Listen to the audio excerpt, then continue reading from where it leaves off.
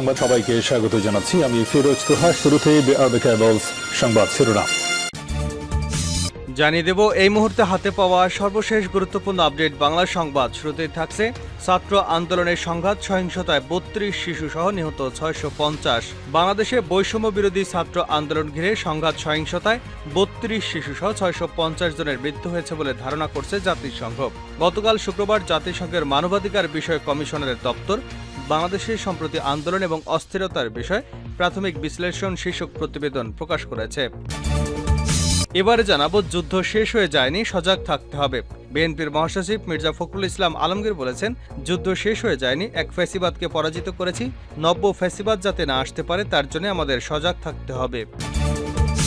জানাবো, দুঃসময় কেন্দ্রীয় নেতাদের পাশে না পেয়ে ক্ষুব্ধ মাঠ কর্মীরা। ক্ষমতাচ্যুত হবার পরই আওয়ামী লীগের কেন্দ্রীয় নেতারা সবাই গা ঢাকা দিয়েছেন। দলের নেতাকর্মীদের উদ্দেশ্যে কেন্দ্রীয় কমিটির পক্ষ থেকে সাংগঠনিক কোনো নির্দেশনা দেওয়া হচ্ছে না। দুঃসময় দলের কেন্দ্রীয় নেতাদের পাশে না পেয়ে ক্ষুব্ধ আওয়ামী লীগের মাঠ পর্যায়ে নেতারা। গত এক সপ্তাহে এমন ক্ষোভ জানিয়েছেন অনেকেই। এদিকে বেগম খালেদা জিয়ার সঙ্গে ভিপি নূর ও রাশেদের সাক্ষাৎ। সাবেক প্রধানমন্ত্রী বিএনপি চেয়ারপারসন বেগম খালেদা জিয়ার সঙ্গে সাক্ষাৎ করেছেন গণঅধিকার পরিষদের সভাপতি নুরুল হক নূর ও সাধারণ সম্পাদক রাশেদ খান। শুক্রবার রাতে তারা রাজধানীর এভারকেয়ার হাসপাতালে চিকিৎসাধীন বিএনপি চেয়ারপারসনের সঙ্গে সাক্ষাৎ করেন। জানিয়ে দেব, বাংলাদেশে উত্তরণকাল প্রতিষ্ঠার সংস্কারের ঐতিহাসিক সুযোগ। জাতিসংঘের মানবাধিকার বিষয়ক প্রধান ভলকার তুর্ক বলেছেন, বাংলাদেশে বর্তমান উত্তরণকাল মানবাধিকার, অন্তর্ভুক্তি এবং আইনের শাসন নিশ্চিত করার একটি ঐতিহাসিক সুযোগ এসেছে। তিনি মানবাধিকার লঙ্ঘন এবং সহিংসতার জন্য দায়ী সকলের জবাবদিহিতার জন্য প্রয়োজনীয়তার উপর জোর দিয়েছেন। এবং সর্বশেষ জানাবো আন্তর্জাতিক সংবাদ। পশ্চিমবঙ্গের বিক্ষোভ ছড়িয়ে পড়েছে ভারত জুড়ে। ভারতের পশ্চিমবঙ্গ রাজ্যে এক নারী শিক্ষানবিশ চিকিৎসককে ধর্ষণ এবং হত্যার ঘটনায় চলা বিক্ষোভ পুরো ভারতে ছড়িয়ে পড়েছে। আজ সারা দেশে ধর্মঘটের ডাক দিয়েছেন চিকিৎসকরা। এই আন্দোলনের মধ্যেই দেশটির উত্তরাখণ্ডে এক নার্স ধর্ষণের শিকার হয়েছেন। শিলিগুড়িতে ধর্ষণের শিকার হয়েছেন আরও এক কিশোরী। চিকিৎসক ধর্ষণের ঘটনা মোড় নিচ্ছে পশ্চিমবঙ্গের মুখ্যমন্ত্রী মমতা ব্যানার্জির পদত্যাগের দাবির দিকে। এতক্ষণ শিরোনাম শুনছিলেন, এবার বিস্তারিত। প্রিয় দর্শক, আপনি যদি এই চ্যানেলে নতুন হয়ে থাকেন, ভিডিওটি দেখতে দেখতে চ্যানেলটি সাবস্ক্রাইব করে আমাদের সঙ্গেই থাকুন। আর এই ভিডিও সম্পর্কে আপনি আপনার মূল্যবান মতামতটি কমেন্ট বক্সে জানিয়ে দিন। আর হ্যাঁ প্রিয় দর্শক, জানিয়ে দিন ভিডিওটি কোথা থেকে দেখছেন। ছাত্র আন্দোলনের সংঘাত সহিংসতায় ৩২ শিশুসহ নিহত ৬৫০। বাংলাদেশে বৈষম্য বিরোধী ছাত্র আন্দোলন ঘিরে সংঘাত সহিংসতায় ৩২ শিশুসহ ৬৫০ জনের মৃত্যু হয়েছে বলে ধারণা করছে জাতিসংঘ। শুক্রবার জাতিসংঘের মানবাধিকার বিষয়ক কমিশনারের দপ্তর বাংলাদেশের সাম্প্রতিক আন্দোলন এবং অস্থিরতার বিষয়ে প্রাথমিক বিশ্লেষণ শীর্ষক প্রতিবেদন প্রকাশ করে। ওই প্রতিবেদনে বলা হয়, গণমাধ্যম আন্দোলনকারীদের কাছ থেকে পাওয়া তথ্য অনুযায়ী গত ১৬ জুলাই থেকে ১১ আগস্ট পর্যন্ত ৬০০ জনেরও বেশি নিহত হয়েছেন। ১৬ জুলাই থেকে ৪ আগস্ট পর্যন্ত প্রায় ৪০০ জন নিহত হওয়ার তথ্য পাওয়া গেছে। এরপর ৫ এবং ৬ আগস্ট নতুন মাত্রার প্রতিবাদে প্রায় ২৫০ জন নিহত হয়েছে বলে তথ্য মিলেছে। অর্থাৎ ১৬ জুলাই থেকে ৬ আগস্ট পর্যন্ত ২২ দিনে ৬৫০ জনের নিহতের তথ্য পাওয়া গেছে। অব্যাহত অবনতিশীল পরিস্থিতি এবং ছাত্র জনতার ঢাকামুখী লং মার্চের মধ্যে গত ৫ আগস্ট শেখ হাসিনা দেশ ছাড়েন। এরপর সেনাপ্রধান জেনারেল ওয়াকারুজ্জামান জানান, শেখ হাসিনা প্রধানমন্ত্রীর পদ থেকে পদত্যাগ করেছেন। জাতিসংঘের প্রতিবেদনে বলা হয়েছে, প্রতিশোধমূলক হামলায় নিহতের সংখ্যা কত তা জানা যায়নি। ৭ এবং ১১ আগস্টের মধ্যে বেশ কিছু নিহতের তথ্য পাওয়া গেছে। সেগুলোর মধ্যে সংঘাতে আহত হওয়ার পর চিকিৎসাধীন থাকার সময় মৃত্যুবরণকারীরাও রয়েছেন। জাতিসংঘের প্রতিবেদনে বলা হয়েছে, নিহতদের মধ্যে বিক্ষোভকারী, পথচারী, সংবাদ সংগ্রহে যাওয়া সাংবাদিক এবং নিরাপত্তা বাহিনীর বেশ কিছু সদস্য রয়েছেন।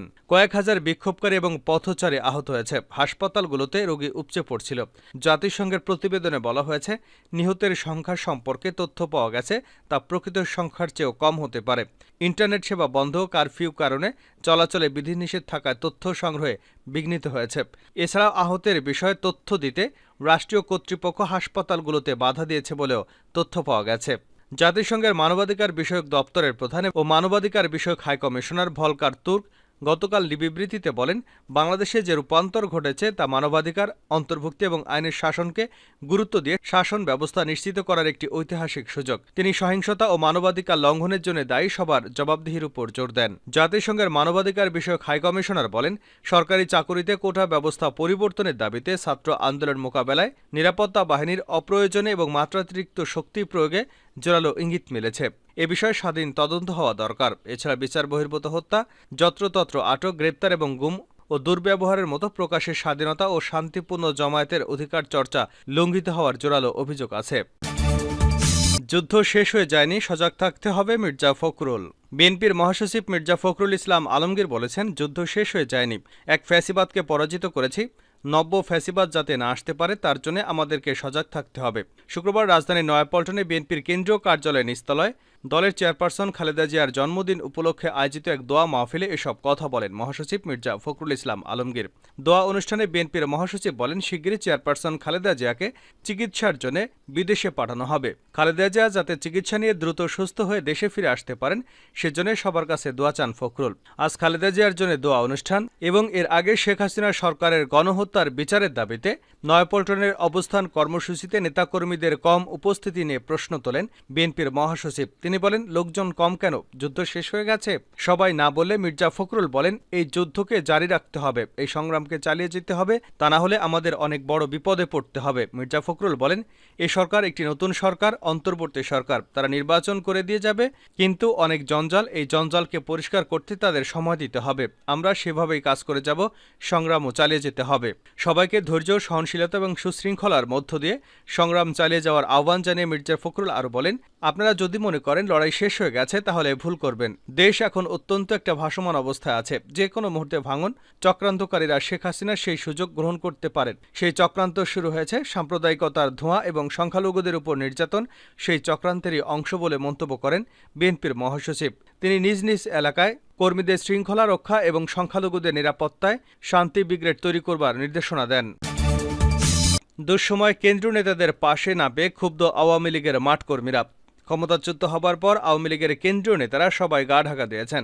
দলের নেতাকর্মীদের উদ্দেশ্যে কেন্দ্রীয় কমিটির পক্ষ থেকে সাংগঠনিক কোনো নির্দেশনা দেওয়া হচ্ছে না। দুঃসময় দলের কেন্দ্রীয় নেতাদের পাশে না পেয়ে ক্ষুব্ধ মাঠ পর্যায়ের বিভিন্ন নেতাকর্মী। গত এক সপ্তাহে এমন ক্ষোভ জানিয়েছেন অনেকেই। বিভিন্ন পর্যায়ে নেতাকর্মীরা জানিয়েছেন, টানা 16 বছর আওয়ামী লীগ ক্ষমতায়, অথচ ক্ষমতাচ্যুত হবার সঙ্গে সঙ্গেই কেন্দ্রীয় নেতারা সব গা ঢাকা দিয়েছেন। এতে দলের দুরবস্থার চিত্র প্রকট হয়ে উঠেছে। সারা দেশে আওয়ামী লীগের নেতাকর্মীদের জানমালের কোনো নিরাপত্তা নেই। এমন পরিস্থিতিতেও কেন্দ্রীয় নেতাদের খোঁজ পাওয়া যাচ্ছে না। আওয়ামী কর্মীরা প্রশ্ন রাখেন, কঠিন পরিস্থিতিতে সামনে এসে নেতাকর্মীদের সাহস জোগানোর মতো একজন নেতাও কি নেই? গত 5 আগস্ট আওয়ামী লীগের সরকারের পতনের পর ভারতে আশ্রয় নিয়েছেন দলের সভাপতি ও সাবেক প্রধানমন্ত্রী শেখ হাসিনা। এরপর রাজধানী ঢাকায় দলের কেন্দ্রীয় কার্যালয় সহ দেশের প্রায় সব জেলা এবং উপজেলা আওয়ামী লীগের কার্যালয়ে ভাঙচুর চালানো হয় এবং পুড়িয়ে দেওয়া হয়। নিহত হয়েছেন আওয়ামী লীগের বহু নেতাকর্মী। এমন পরিস্থিতিতে দলের কেন্দ্রীয় নেতারা সবাই আত্মগোপনে রয়েছেন। ক্ষমতায় থাকার সময় দলের পক্ষে সংবাদ সম্মেলন করতে কেন্দ্রীয় নেতাদের মধ্যে প্রতিদ্বন্দ্বিতা লেগে থাকত, আর এখন দলের পক্ষে কথা বলার একজন নেতাও নেই। আওয়ামী লীগের একাধিক সূত্র জানায়, দলের কেন্দ্রীয় নেতারা তেমন কেউ বিদেশে যেতে পারেননি। সবাই দেশে আছেন। প্রভাবশালী নেতারা মামলা ও গ্রেপ্তার আতঙ্কে রয়েছেন। তাদের কয়েকজন এরই মধ্যে আইনশৃঙ্খলা রক্ষাকারী বাহিনীর নজরদারিতে রয়েছেন। এতে তারা ভয়ে গণমাধ্যমে মুখ খুলতে পারছেন না, দলের নেতাকর্মীদের সঙ্গেও যোগাযোগ রাখছেন না। আওয়ামী লীগের একাধিক সূত্র জানায়, গত 15 আগস্ট জাতীয় শোক দিবসে আওয়ামী লীগের কেন্দ্রীয় নেতারা কেউ প্রকাশ্যে আসেননি। জামায়াত, বিএনপি, বৈষম্য বিরোধী ছাত্র আন্দোলনের ভয়ে তারা মাঠে নামেনি। এদিন নেতাদের পক্ষ থেকে গণমাধ্যমে কোনো বিবৃতি বা ভিডিও বার্তাও আসেনি। বেগম খালেদা জিয়ার সঙ্গে ভিপি নূর এবং রাশেদের সাক্ষাৎ। সাবেক প্রধানমন্ত্রী ও বিএনপি চেয়ারপারসন বেগম খালেদা জিয়ার সঙ্গে সাক্ষাৎ করেছেন গণ অধিকার পরিষদের সভাপতি নুরুল হক নূর ও সাধারণ সম্পাদক রাশেদ খান। শুক্রবার রাতে তারা রাজধানীর এভারকেয়ার হাসপাতালে চিকিৎসাধীন বিএনপি চেয়ারপারসনের সঙ্গে সাক্ষাৎ করেন। সাক্ষাৎকালে বেগম খালেদা জিয়া তরুণদের ভূয়সী প্রশংসা করেন। আগামী রাষ্ট্র পরিচালনায় তরুণরা গুরুত্বপূর্ণ ভূমিকা রাখবে বলেও তিনি আশা ব্যক্ত করেন। আন্দোলন সংগ্রামে গণ অধিকার পরিষদের ভূমিকা এবং সাহসিকতার প্রশংসা করেন তিনি। এ সময় দেশবাসীর কাছে নিজের সুস্থতার জন্য দোয়া চেয়েছেন সাবেক প্রধানমন্ত্রী। পশ্চিমবঙ্গের বিক্ষোভ ছড়িয়ে পড়েছে ভারত জুড়ে। ভারতের পশ্চিমবঙ্গ রাজ্যে এক নারী শিক্ষানবিশ চিকিৎসককে ধর্ষণ এবং হত্যার ঘটনায় চলা বিক্ষোভ পুরো ভারতে ছড়িয়ে পড়েছে।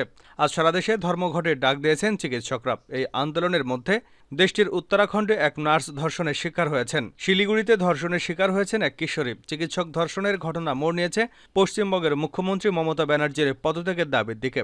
গত এক দশকে সবচেয়ে বড় রাজনৈতিক সংকটের মুখোমুখি রয়েছেন পশ্চিমবঙ্গের মুখ্যমন্ত্রী মমতা বন্দ্যোপাধ্যায়। বন্দ্যোপাধ্যায়। বিজেপি মমতার পদত্যাগের দাবিতে গতকাল শুক্রবার থেকে মাঠে নেমেছে। মমতা আন্দোলনের জন্য দুষছেন সিপিএম ও বিজেপিকে। ঘটনা সংশ্লিষ্ট আরজিকর হাসপাতালে ভাঙচুর করবার পর দেশটিতে বিক্ষোভ আরও তীব্র হয়েছে। নৃশংস এই অপরাধের প্রতিবাদে কলকাতা শহরে আয়োজিত বিশাল রাতের দখল নাও কর্মসূচি চলার সময় বিভিন্ন সরকারি প্রতিষ্ঠানে সহিংস হামলা হয় পুলিশের উপরও। কলকাতার পাশাপাশি দিল্লি, হায়দ্রাবাদ, মুম্বাই ও পুনের মতো আরও অনেক ভারতীয় শহরে বিক্ষোভ সমাবেশ হয়েছে। অন্যান্য শহরে চিকিৎসকদের বিভিন্ন সমিতি এবং পশ্চিমবঙ্গের রাজনৈতিক দলগুলো ধর্ষণ এবং হত্যার পর হাসপাতালে হামলার প্রতিবাদে গতকাল শুক্রবার সমাবেশ করে। কলকাতার বিভিন্ন জেলায় শুক্রবার 12 ঘণ্টা ধর্মঘট পালন করে সিপিএম সহ রাজ্যের বিভিন্ন রাজনৈতিক দল।